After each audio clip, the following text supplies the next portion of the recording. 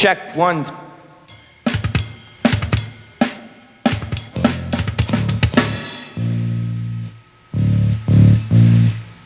Hi, everyone. I'm Captain McGillicuddy. Are you ready, children? We're in a recording studio. A lot of things happen here. Isn't that right?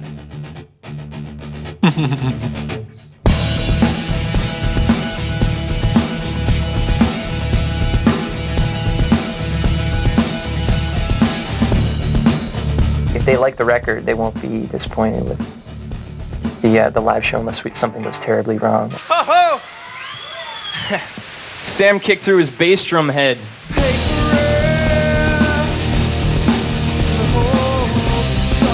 Sam, the drums are the most important instrument. And the rest of you? You're gone. Anybody got a bass drum we can borrow?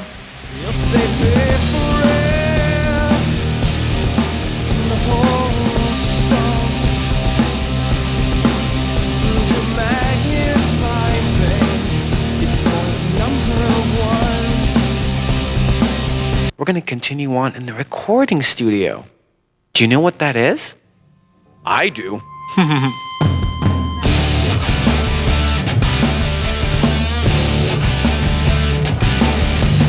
We come from a musical family. We all had piano lessons for a couple years to see if we would like them, and give us a little music background, you know. And then we all kind of picked our own instrument and went with that. Watch me heap up what I sow. I'm made of peanuts and not of shells. I think Chevelle started about 5 years ago. Joe's been with us for about 4 years. Songs kind of took off from there.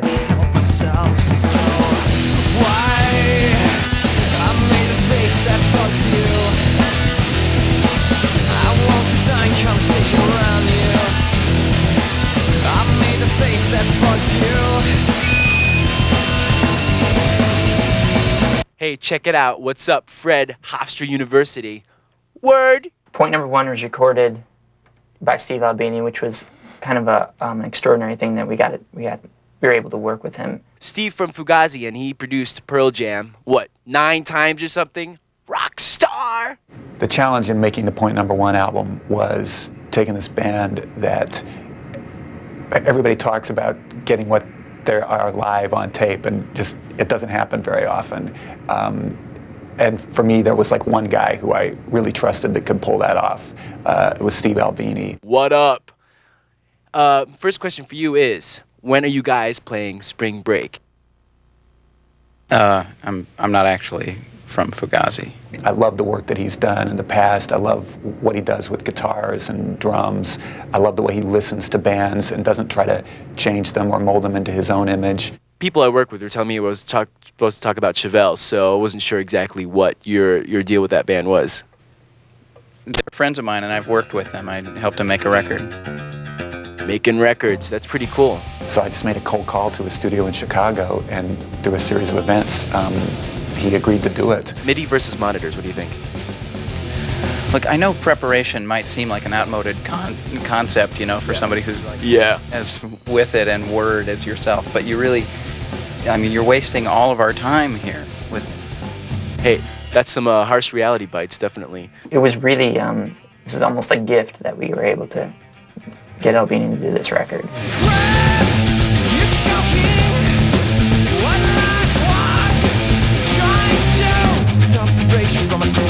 Hofstra University, peace out, word, we got the Pearl Jam. Comrades bond, this day will be love. Chevelle has always been about a release. Just like headbanging or whatever, just playing really hard. We've always been about good music and something melodic that, you know, is really catching. But it's always been about the release. There's always a payoff. We were definitely going for a heavy record. People like heavy music. Wait, do you want to ask that question again? I think Pete likes it. I don't know if Joe loves it. I want to answer. You can't really beat touring. I mean, you get very better. fulfilling. You get better. Yeah, touring is a lot of fun. We didn't incorporate the question in there, did we? To put it in Rage Against the Machine's words, it's coming back around again.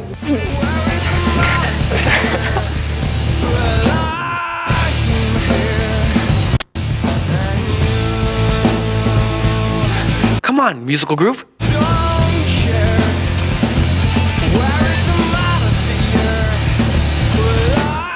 This is where we do the vocals.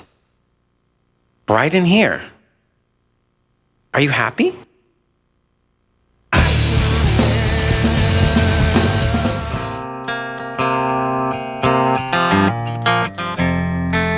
The insiders were a huge part in us getting signed with Squint. They took us out on an 8-day tour, and the last night, they got their label Squint to come out. So a bunch of us went down to Birmingham to see the Insiders at a club, and we're just hanging around while they were setting up. And this band gets up to do their sound check, and I'm not kidding. Like 30 seconds into their first song, I turned to everybody and I said, "We got to sign this band." I think it was God's timing in putting us together with Squint. I think they have a great view. I think they have a plan, they have an agenda, and I'm glad that we're a part of it. Great rock bands don't come along that often, and a band like Chevelle, I've just never seen any band like them. They've got this passion, this sort of primal power to the music, and it's very modern. And on top of that, Sam and Pete and Joe, they're just great guys. I love hanging out with them, and they love God. It's like, it doesn't get much better than this. Back off pier. Sort of the epitome of muscle cars is the Chevelle, because it sounded good at the time. We thought we would use it, and we can change it later. We were going to use Pearl Jam, but I guess that was taken. This is our house here in Grays Lake, Illinois.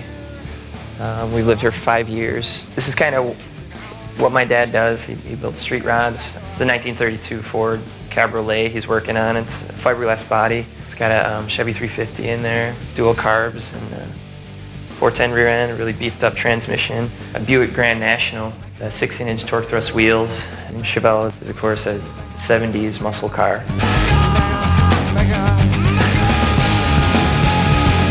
Remember, the captain is always watching. I gotta say word again. Word, yeah. They're an early morning band for me to get me up out of bed. Anyway, let's start from the top again. They're a late night band, and you need that extra push to get you to 2, 3 a.m. F? G. Occasionally they're a mid-morning band with a nice cup of coffee. I'd like for people to think that it's something that they would want to put in their car as they were driving past. And that's all for youth modern rock band Chevelle.